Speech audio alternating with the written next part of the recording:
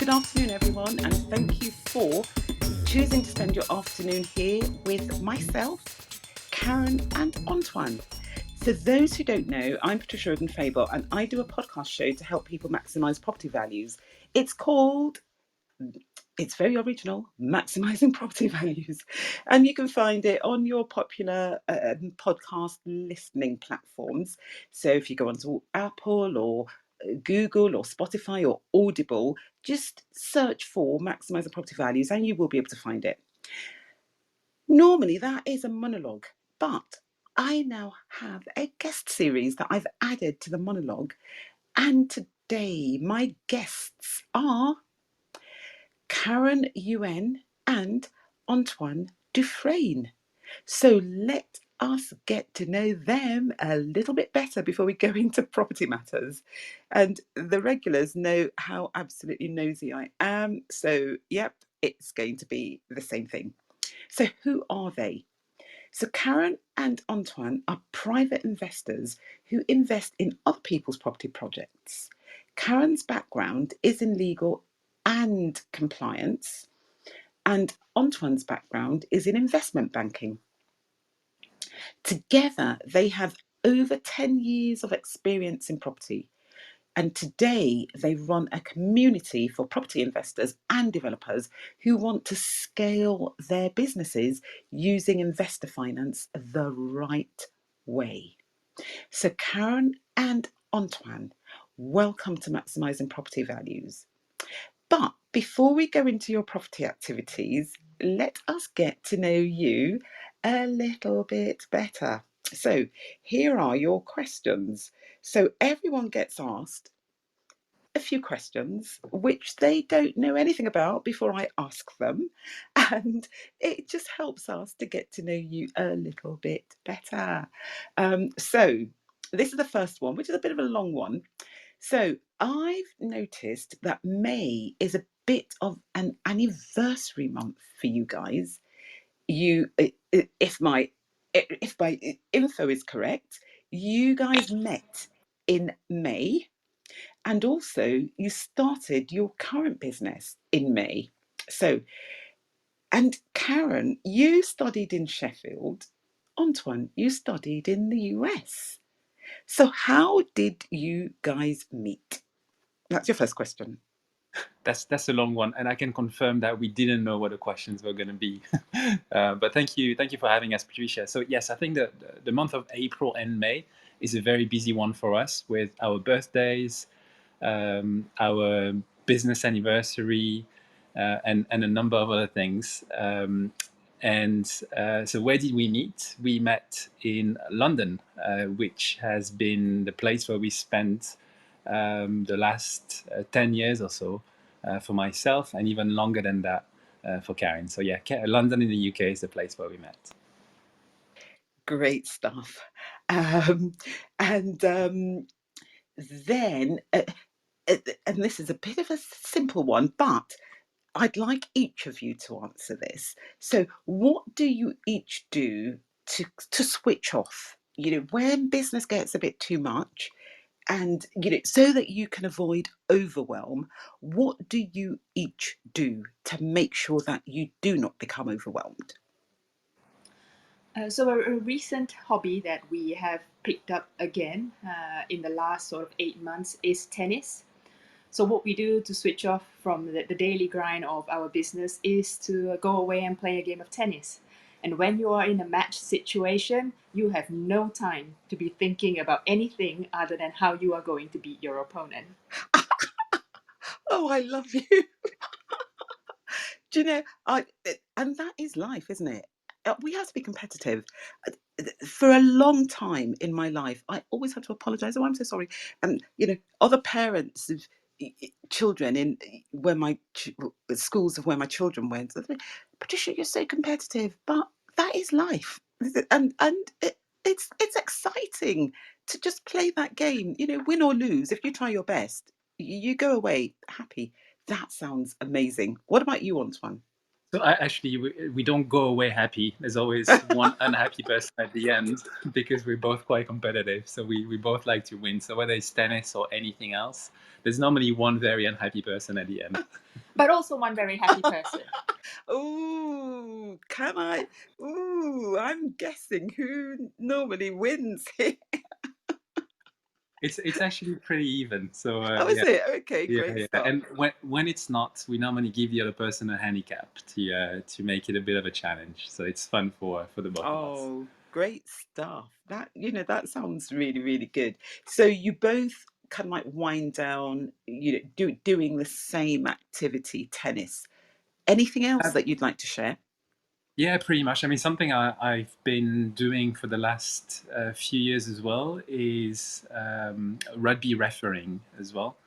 And again, it's one of those like very switched on activities where you don't have time to think about anything else because you have to be, really, really focused and like really, really in it to be able to perform and deliver. So yeah, that's a great way to spend an afternoon running around and thinking about something else. Wow, wow, wow. Rugby. Oh gosh. So what age do you deal with?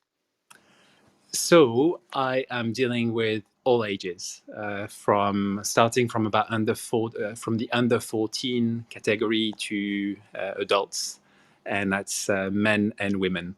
So it's a real mix, and sometimes there are even mixed teams depending on the age category as well. And is it usually contact? Yes, yes, it is. Yeah, so there are rules around, how. Where you can tackle the other players, how high on their body you can tackle them. But yeah, it's contact for sure. Yeah. Wow, wow, wow. And so, thank you for sharing that with us. Now, so you guys, you offer an amazing service to investors who want to scale their businesses, because anyone who is honest will know, or well, for most people anyway, um, at some point or other, you run out of money. And when you run out of money, but you still have that buzz, you still have the love for what you're doing, you still want to kind of like grow, you want to do more than you've actually done, you then need to look to raising money from other people. And you help people do that. Do you want to talk to us a little bit about quality investor packs? So, for the benefit of people in the room, you can tap on the link that I've posted above. And if you're listening on the podcast, you can go to www.qualityinvestorpacks.com. And I will repeat that during this talk. So if you've not written it down, just go and get pen or paper, pen and paper or pencil or whatever, or your phone or your iPad, so that you can write it down. In fact, I'll do it now. www.qualityinvestorpacks.com. So yeah, over to you guys. Yeah, so let me tell you how quality investor packs came about. So as you said before, when you very kindly introduced us, we are private investors, right? So we're looking for property developers and property projects to invest in, to invest with. And while we were doing that, we realized that there was a very big knowledge gap when it came to presenting yourself to investors in a way that was going to make them want to say yes to you, in a way that was going to make them find you credible, investable, and want to invest their money with you in your project. So because we were really frustrated by the quality of the investor packs that we received, or the quality of the communication that the exchanges that we had with property developers looking for money, we started helping them out. And that's how the business started, and started growing over the last 2 years or so. And yeah, that's the idea behind quality investor packs. And I'll jump on one thing that you said as well, is that people are going to be running out of money at one point, right? So they're going to be needing to have private investor finance if they want to go further, if they want to do more deals, or if they want to do bigger deals. But the key in making raising private investor finance a success is to not wait until you've run out of money. Because if you don't have any of your own money to invest in your project, you're not going to be sending a very, very strong signal to the investors that you're going to be looking to convince.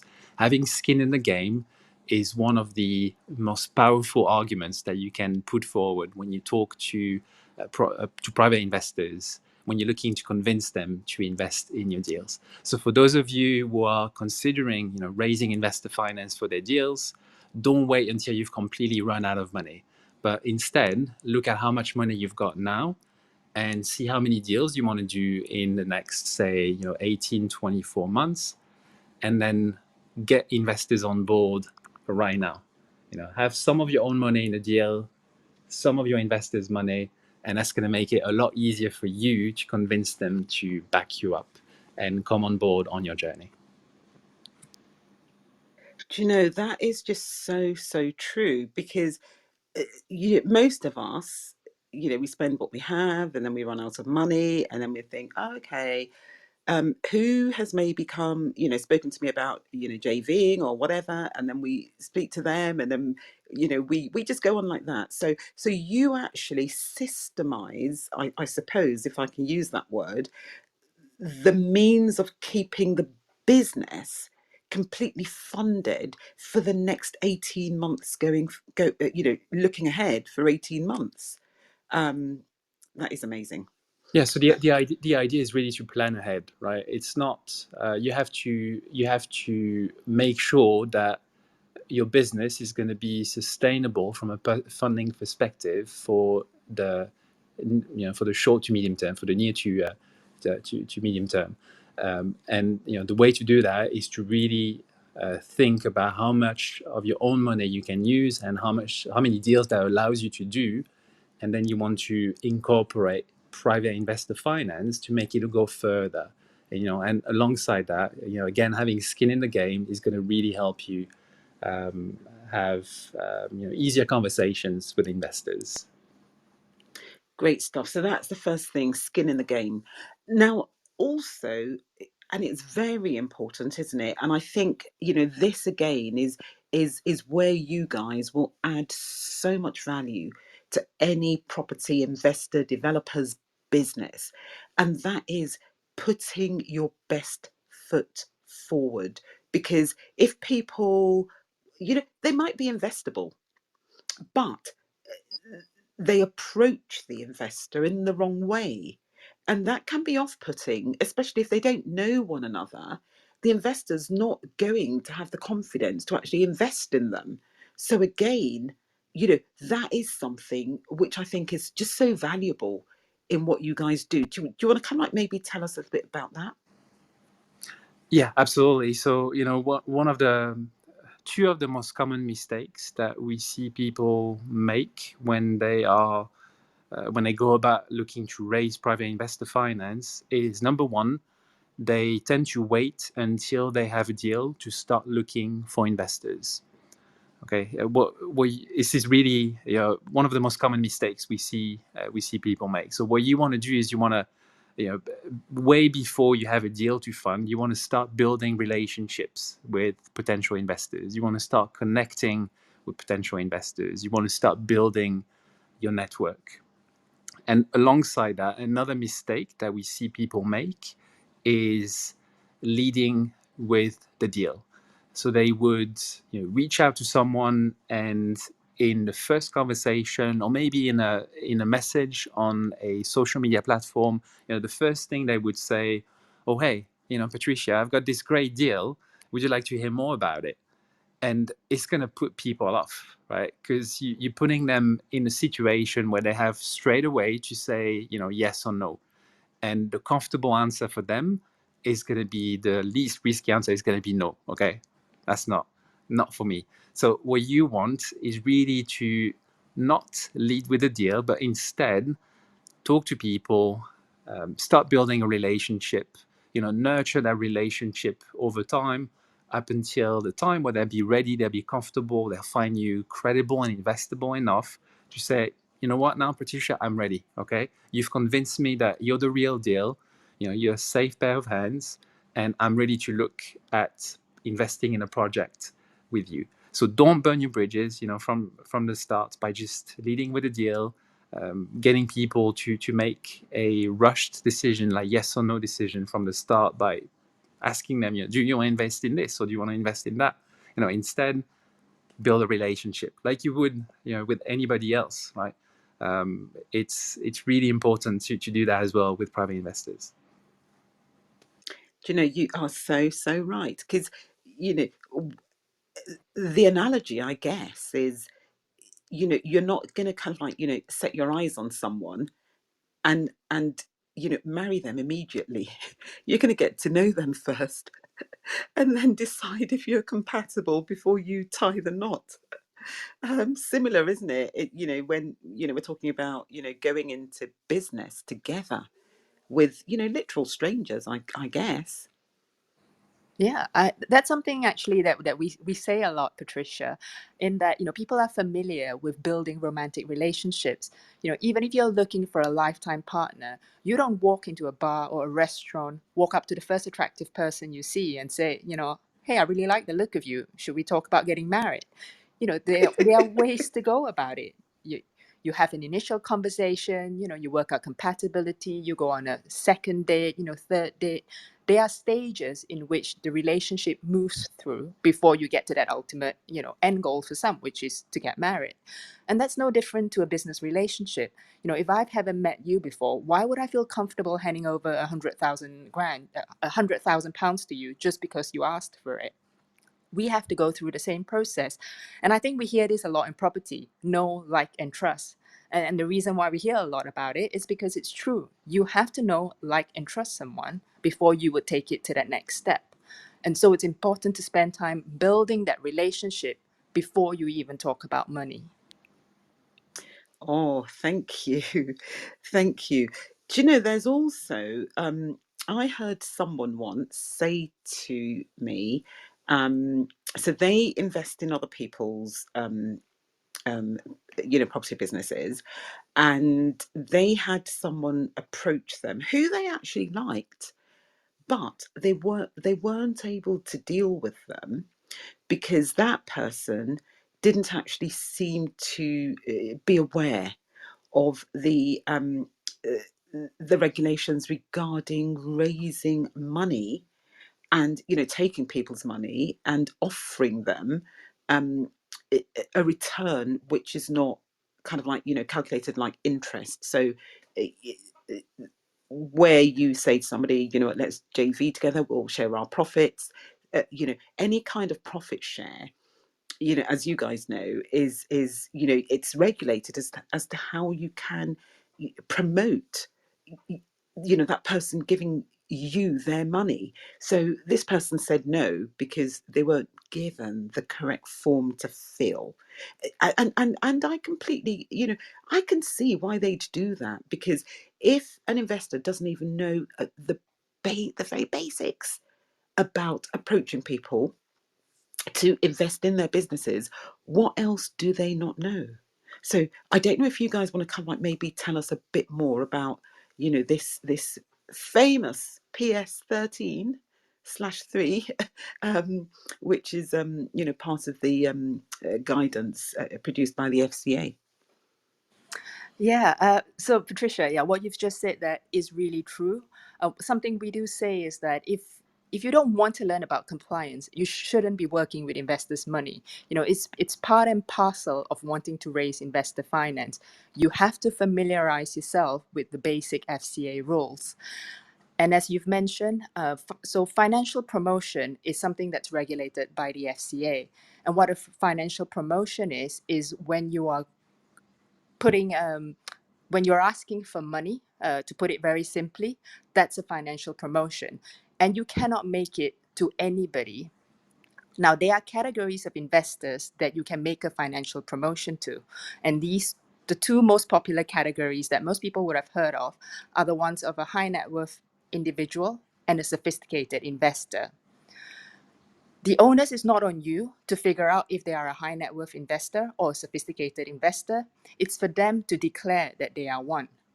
So there is a pre-forma statement available in the FCA handbook, which you can get the text, it's word for word. You put that statement in a form, you send it over to the investor, they sign it, they date it, and presto, they are now in an exempt category in which you can make a financial promotion to. Now, just because you've done this once doesn't mean that you can promote to them for life. It's an annual requirement, so you have to make sure that you update your records annually by reaching out to them to check that their status is the same as before. So that's something that's touched on in the PS 13.3 about making sure that your investors are exempt before you promote to them. Now, since then, there have been other regulations that have been released more recently in the last few years.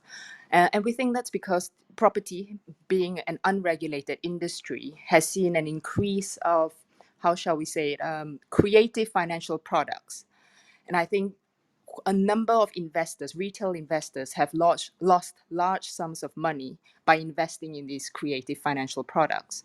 So the FCA has taken a closer look at it. And I think in 2020 or 2019, they introduced a temporary ban on mini bonds. And this ban came into force for 12 months, and during which they used that period to consult on making that ban permanent. So that ban on mini bonds is now permanent today. There is something else they are looking at at the moment, which is the categorization of the high net worth and sophisticated investor. There was a consultation paper released earlier this year in which the FCA were looking at sort of redefining the requirements for this category. So that's something to keep an eye out for. So compliance is an ever-changing landscape. You need to remember that just because someone has told you something at one point, so if you learned compliance in 2017, it doesn't mean that it's going to hold true today. You need to stay up to date with all the changes to be on top of it. And I'll add one more thing as well. So, Patricia, you mentioned, so your example was for a profit share, so an equity type of investment. So in the last few years, they have expanded the rules to also cover debt instruments. So loans are now also covered by the same regulation as equity or profit share type investments, which means that if you want to take out a loan from a private investor, then they would have to be a high net worth individual or a sophisticated investor as well. And there may be other requirements like a suitability assessment, depending on the type of investment opportunity that you are looking to promote to investors. But yeah, as Caryn was saying, this is an ever-changing landscape. So it's good to just stay on top of the regulation, to look credible in the eyes of the savvy and sophisticated investors who know what the regulation is. And exactly as you said as well, when Caryn and I look, or when we interact, engage with property developers looking for money, if they show us by the actions that they don't understand or don't know the regulation, it's gonna be a big no-no for us. And like you said earlier, if you as a property developer don't know about FCA regulation, what does that mean about the rest of your business? Where else are you cutting corners in your business? And that's the worrying part from the perspective of private investors like us. Wow, thank you very much. So, do you know, that is just so true. And my level of knowledge wasn't completely up to date, because I've learned something new. Because it used to be that loans were not, covered by this. So and I'm so, not that I take loans, I don't take loans from people, but I know lots of people who do. And so it's really, really good to know. And this really, honestly, everyone in the room or who might be listening to this podcast, this is, why it seems like a mantra where I go on about, if we don't know something, we need to align ourselves with someone who actually does, so that all the gaps in our knowledge, they're actually plugged, because unless we do that, our businesses are not going to really be successful for long. We need to make sure that we are always compliant, that we comply with the law, because people say, oh, well, what does it really matter? You're just being pernickety. So and so's done it and so's doing it. But what I say to people all the time, and I remember when I was studying law, and it may well be, same with you, Caryn, because you studied law as well.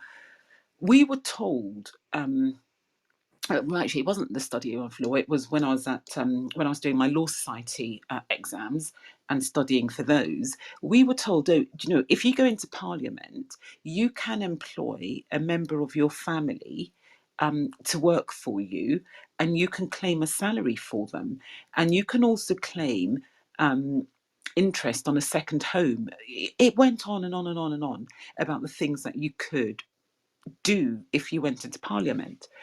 Now, about 10 years ago, lots of MPs actually had to return the monies that I was taught back in the day they were entitled to claim.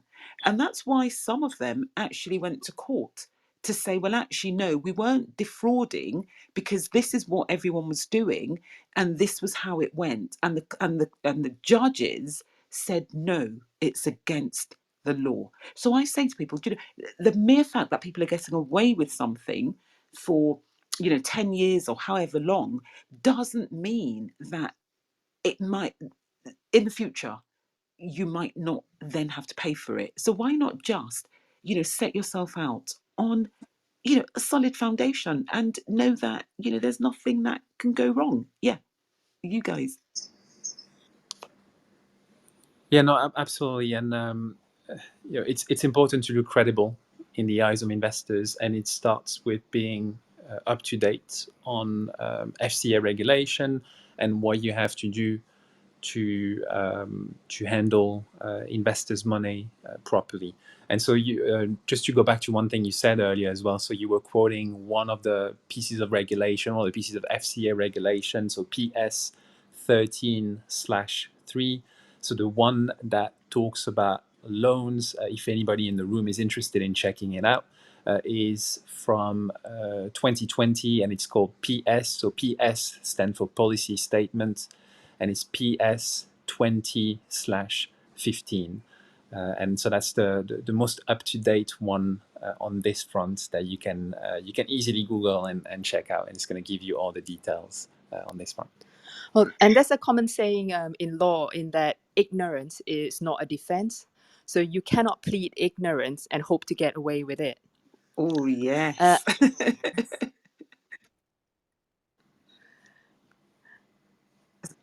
Yeah, so Patricia, you mentioned something about family having benefits, and it triggered something that we hear about very commonly in property, which is that you can raise funds from friends and family. So I think this is something that has probably been around, for years, maybe before even I started property, which was in 2014, that you can raise money from friends and family, and they fall into this exempt category of people. Now, at some point during my property journey, being of a legal background, I got curious and I wanted to find out exactly where in the regulations this was stated, because up until that point, no one had actually given me a citation for where I could find it.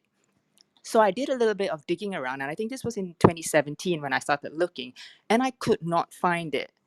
So what I then did was I reached out to a few other sort of compliance experts in the industry that I knew who were in property as well, to say, hey, this friends and family exemption that we hear about, where does it come from? Like, do you know where it is, so that I could read it for myself and be able to then, know that I'm proceeding on firm ground.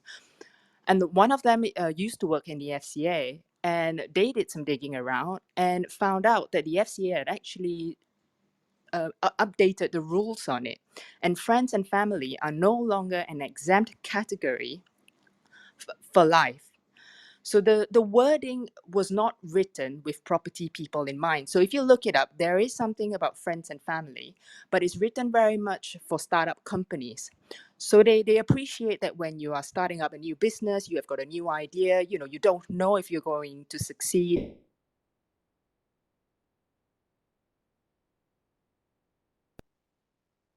Ooh, have I lost you or is it me? Caryn, can't hear you.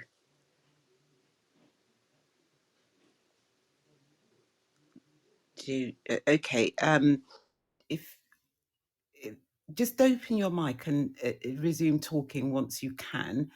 I'm wondering, for people listening to this, if Caryn has connection problems, because that does often happen when we are in Clubhouse. So, guys, I'm taking notes as Caryn and Antoine are talking. I'm literally taking notes. So as far as property is concerned, and I'll get them to actually confirm. Please, guys, just on mute once you are back. There doesn't seem to be an exempt category of people that we can raise money from. So we need to be compliant.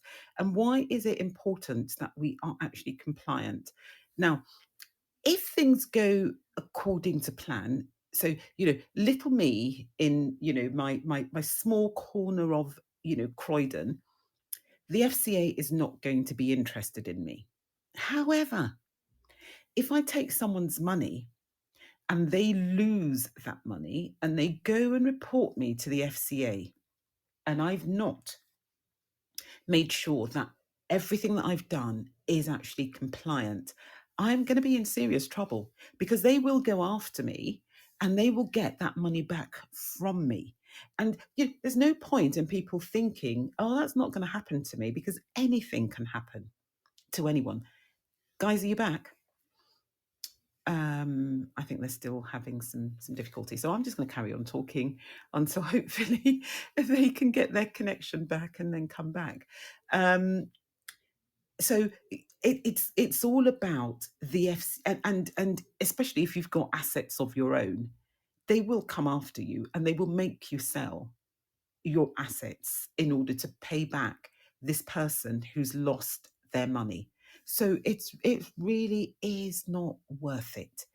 Just not worth it at all. And you may, present this certificate to people and say, I need you to sign this. And when they sign it, they're effectively indemnifying you against, they're saying to you, I'm not going to sue you if things go wrong. It's not worth going into the deal if they're not prepared to say that. And if somebody says, oh, do you know what, I'll do it tomorrow, stop and say to them, I can't proceed until you sign this form and give it back to me. Don't be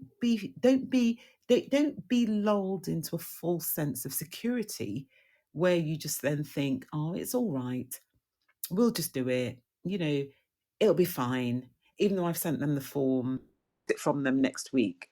Because do you know what? Tomorrow never comes. Patricia, You're back. can you You're hear back. us? Great stuff. Yeah, can hear you now. You were in mid flow, Caryn, and the line just went dead. And so yeah, please carry on.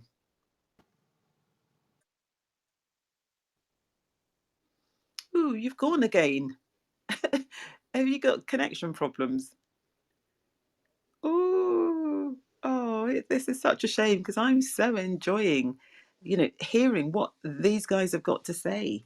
If you can hear me, then please do just unmute as soon as you're back, because we want to hear your expertise. We want to learn from you. I'm learning loads. I've got my pencil here. I've got my piece of paper here, and I'm taking down notes. These guys are so knowledgeable. Yeah, you're back. You're back. Have you got connection problems? Yeah. Yes. Yes. Yes. Oh, I'm so sorry about that. Could you tell us where we cut off? Because we are not quite sure ourselves. Do you remember where Right. we left Okay. off? So you were talking about friends and family, and how they're no longer an exempt category, and that when that piece of guidance, stroke regulations, was produced, it was mainly for startup companies, and then I think you went dead after that.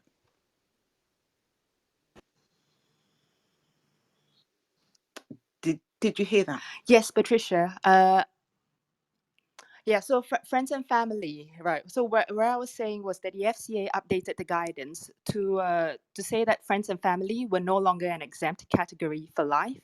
So this means that property investors cannot comfortably just promote to friends and family and say that it's fine. So when I looked up the regulation, it's written not with property in mind. So there is still a friends and family exemption, but it's written very much for startups, with startups in mind. So for example, when you're starting up a new business, you probably have an idea, but you don't know if your business is going to succeed. You typically would bounce the idea off friends and family and look towards them for seed funding. So this, the FCA recognizes, is a common business practice, and they allow for it. So the friends and family exception is written very much with that scenario in mind, where you can talk about your business idea and raise money for a company that's about to begin.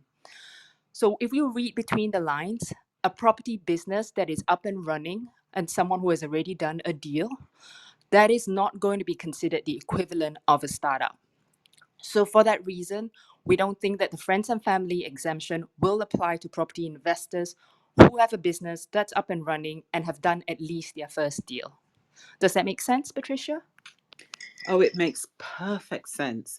And you see, these are the nuances that lawyers consider.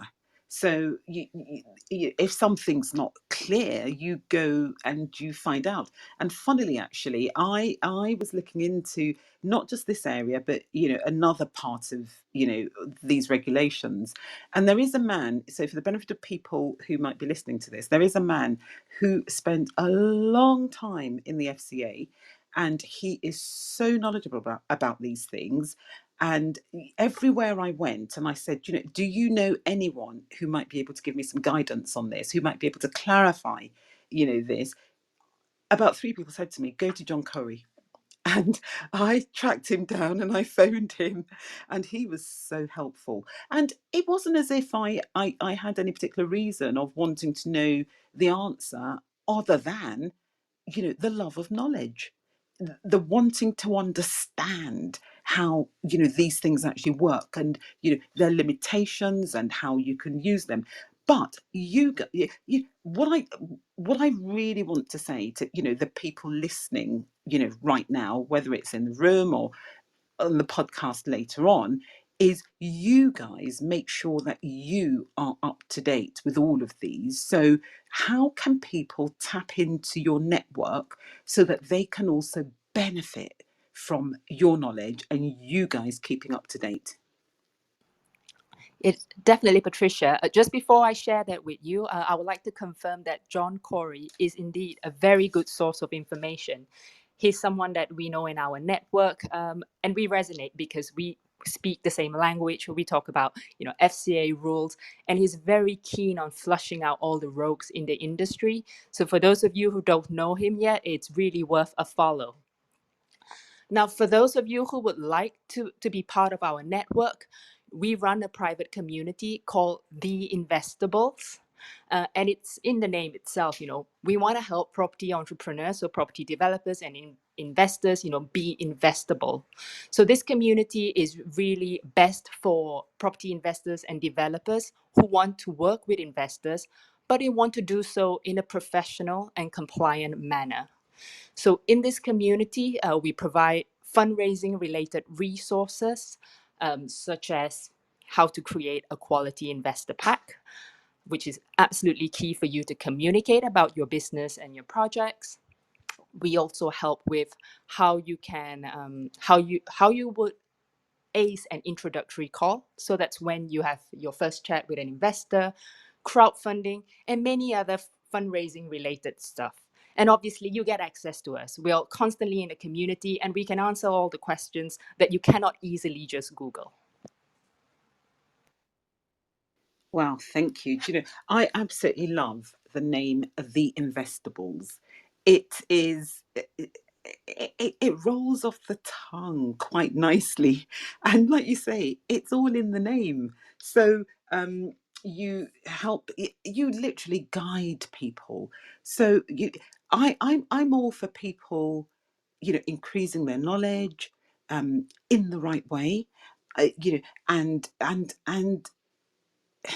linking up with people who can help them grow their businesses. So, and it's people like you that I've been inviting onto, the guest series so that people can learn from you. And I am so delighted that I have learnt a lot from you today. Um, so it's really, really good. Now, but can you just please just, you know, whilst you were offline, I was telling people about the risks of not having the correct paperwork in place. And please correct me if I'm wrong. But what I said was, it may well be that if I did a JV with someone and they put their money in the deal, and I didn't have, my documentation in place, that the FCA wouldn't know about me. But that's not how I run my business anyway. But it was just by way of illustration. I then went on to say, however, if that person loses their money and they complain to the FCA, then the spotlight's going to be on me. And the FCA will come after me to make good that person's losses, and not just that person's losses, their costs of doing so. Now, am I wrong in this? Please correct me if I'm wrong, but that's how I've understood it, and that's why it's so risky. For somebody like me who's risk averse, to do anything that might leave me open to prosecution in the future, and not just that, but also losing money. Yeah, so breach of the FCA rules is a criminal offense, and a criminal offense means jail time and an unlimited fine. So these are the powers that the FCA has. So on a practical basis, there are so many property investors and developers out there, and most of them on a much smaller scale. Does the FCA have the resources to go after each and every one of us? Probably not. So if they have to go after someone, it's going to be the bigger names that they are going to go after to make an example of, because they are hoping by making an example of the big fish, that's going to trickle down. So the scenario that you've provided, Patricia, is, I think pretty much spot on from what I can tell. If you're a solo property investor, you didn't follow the FCA rules, you've perhaps, cut some corners here and there. Is the FCA really going to know about it? No, they're probably not going to know about it. They're not going to come and audit your business. It's not something they do unless it's been flagged up. So that typically happens when you have a disgruntled investor for whatever reason. Now, when you have a disgruntled investor, that's when they would look to report what you have been doing. And that's when the FCA might come knocking on your door. They might freeze your assets, while they are investigating. And typically the FCA, if they come in to look at your business, they may not choose to freeze just the project that the investor is involved in while they investigate. They could freeze your entire business while they investigate. And this can take up to months. So it's not something you want to risk. And so for that reason, to be able to sleep soundly at night, we highly recommend that everybody just follows the rules. Wow, thank you very much. Thank you, thank you, thank you. It's so important, isn't it? Just to do, you're not a fool by doing things that other people don't do. And like you said, Caryn, it's all about being able to sleep soundly at night, because you know that you've done the right thing, even if other people are not doing the right thing. It's not your concern. Your concern is you and your business and your future and your children and their children. That is your concern, not Mr. A's business and their children, or their practices. No. So in terms of the investables, you've spoken to us about how what you offer within you know, the community, the Investables? How do people join? If you can tell us, please. Yeah, absolutely. So the Investables, we open the doors 3 times a year, typically at the end of January, at the end of May, and at the end of September. So we are actually about to reopen the doors to the community in just a few days. So on Monday, exactly, the doors will reopen. So the best way to be kept informed is to just go on our website, and there's a wait list that you can join. So the Investables wait list, and we'll let you know via email when the doors are reopened. So that'll be on Monday, and they'll be reopened. They'll be open for a week then. Thank you. So when you say your website, that is www.qualityinvestorpacks.com. That's Is correct, that the yes. one? Okay, That's great the one. stuff.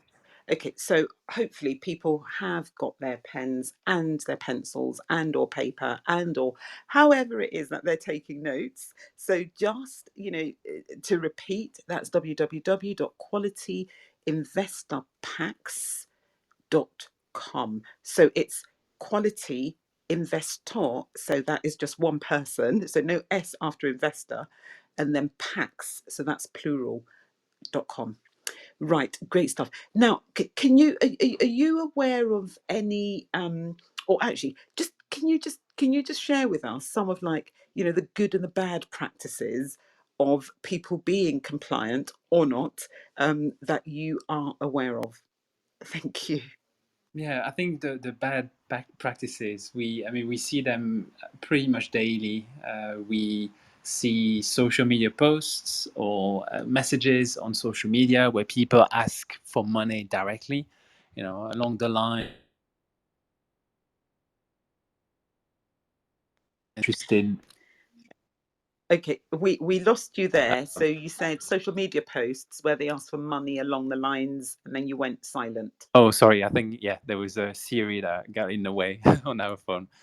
So social media posts or messages on social media where people are going to ask for money directly. So something along the lines, or, I've got this great deal.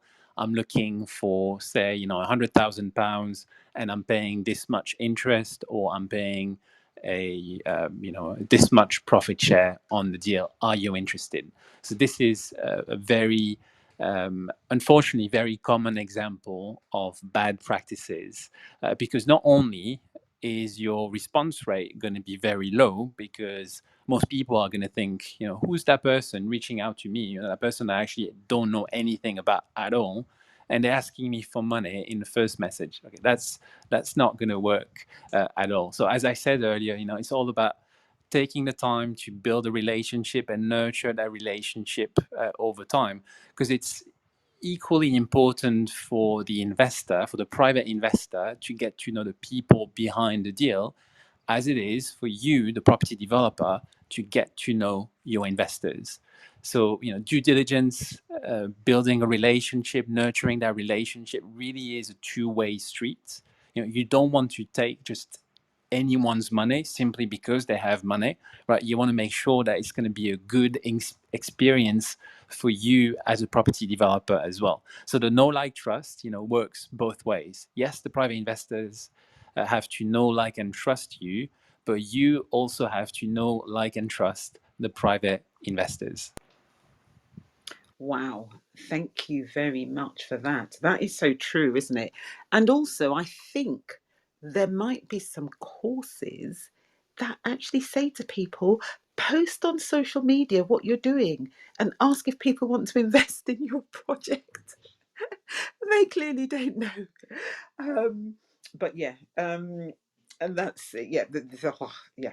So, in terms of due diligence, do you uh, do you offer assistance? I know that you said you guys are available to answer questions that might come up, but is there any particular structure to maybe helping people do due diligence on people that they might be thinking of getting into bed with? Yeah, so we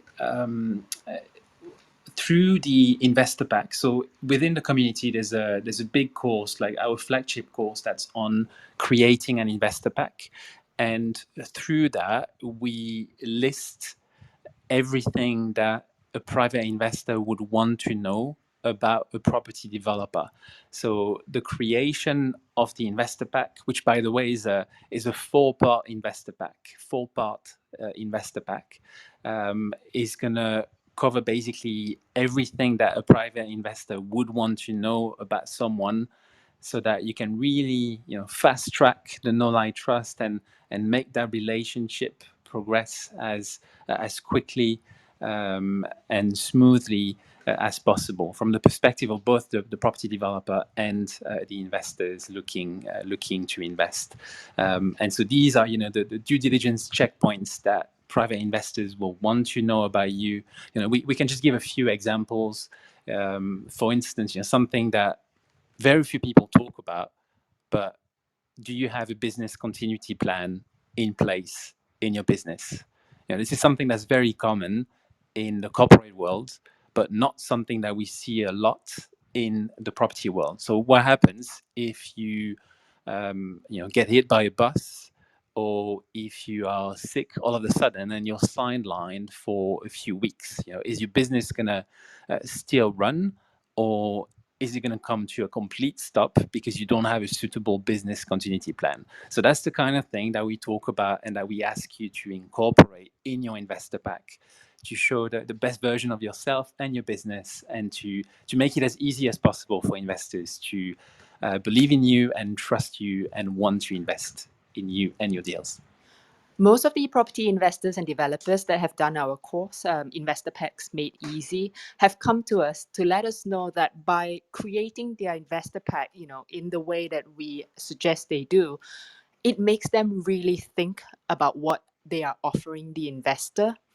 So most people start out with going, oh yeah, I want to raise money from the investor, but they haven't really given it any thought about, the structure it might take, their business plan, the business continuity plan, as Antoine has just talked about. And by going through and creating the investor pack, it covers all these points that they need to, which then helps in future conversations that they might have with other people. It gives them the confidence that they have a well thought out business in which they can fundraise. Wow. Thank you for that. So you offer this. Antoine said, and I'm so sorry because I'm calling him Antoine. You've called him Antoine, and I have a really difficult name to pronounce. So I'm very, very particular about pronouncing people's names properly. That's okay, Patricia. That's fine.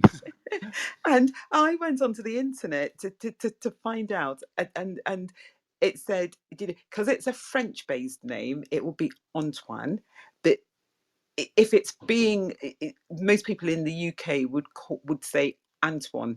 So I thought I'll go Antoine.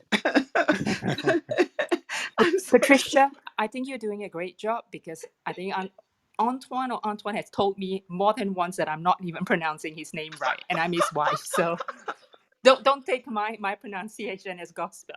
Okay, thank you. Um, so, Antoine, you said the flagship course, and Caryn, you said the course IP Made Easy. Is it the one and the same course? And can you tell us about them, if it's the one or if it's two? If you can tell us about it or them, and how people can get to know about it and sign up for it and attend it, all of that. That would be so useful. Thank you.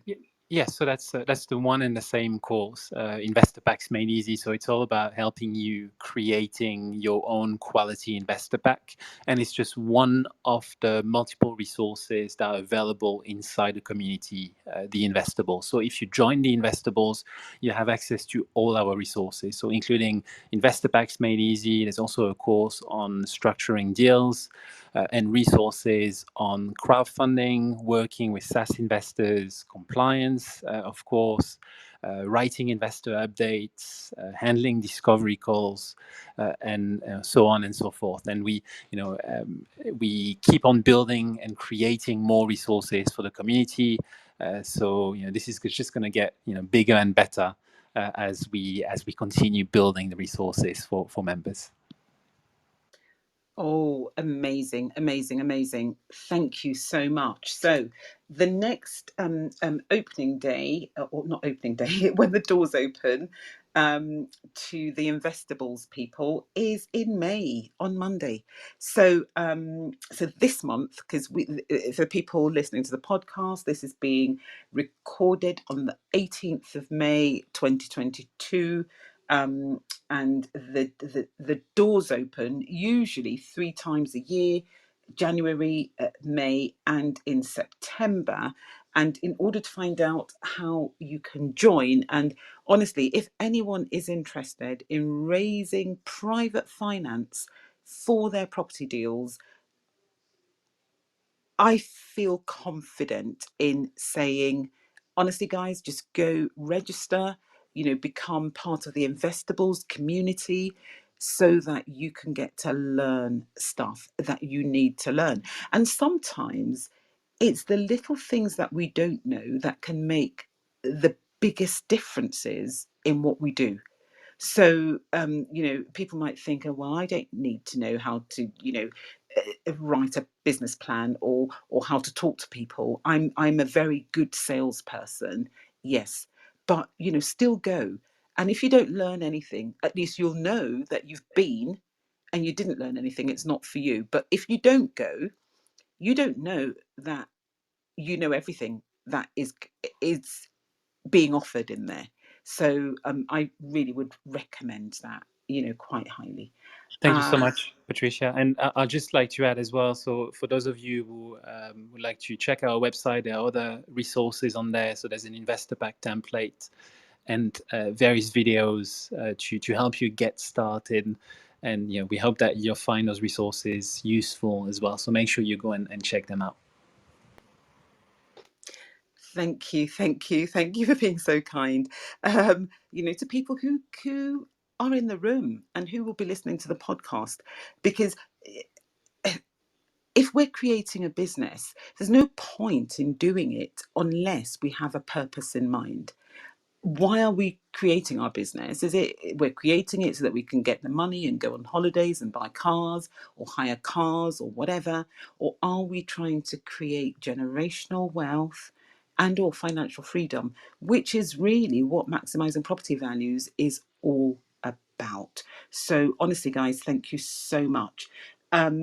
Now, if you're in the room and you're not already following Caryn and Antoine, please do click on their picture and follow them. And I hope we get to see a lot more of you on Clubhouse, and I hope that you will come back and be my guest again, because what you have shared today, amazing, absolutely amazing. For somebody like me who loves to tick boxes, it has just been fascinating and just so valuable. So thank you very, very, very much. Now I'm getting the red bar now. And in terms of people in the room, as you know, this recording will be on Clubhouse for the next week, and then the podcast itself will be released on Wednesday. So next week Wednesday, this will be released as a podcast, but in the meantime, it's on Clubhouse for you to access. So formally, I'd like to say, Caryn, Antoine, thank you so much for doing this with me. Thank you very much. Thank you very much for having us, Patricia. It was really good. And I know we talked a lot about compliance. That's the kind of thing that it's not something that you want to know, but it's something that you must know if you want to look credible in the eyes of investors. And it's just one of the many things that you can work on to make yourself the best version of you when it comes to talking to investors and get them to invest in your deals. Thank you so much. And next week, my diary tells me that I am due to be talking to Mark Alexander of Property 118. So I need to reach out to him, and you know what? Come back on Wednesday, people, and come and listen to Mark. That's the plan in any event. And have a great day. Have a most fabulous day. The sun is shining. It's looking absolutely glorious outside. And I am just so glad that I've got to listen to Caryn and Antoine. I'm going to keep on calling you Antoine. I've fixed it in my brain. Thank you. Thank you. Everyone, have a great day. I'm going to close the room now. Thank you.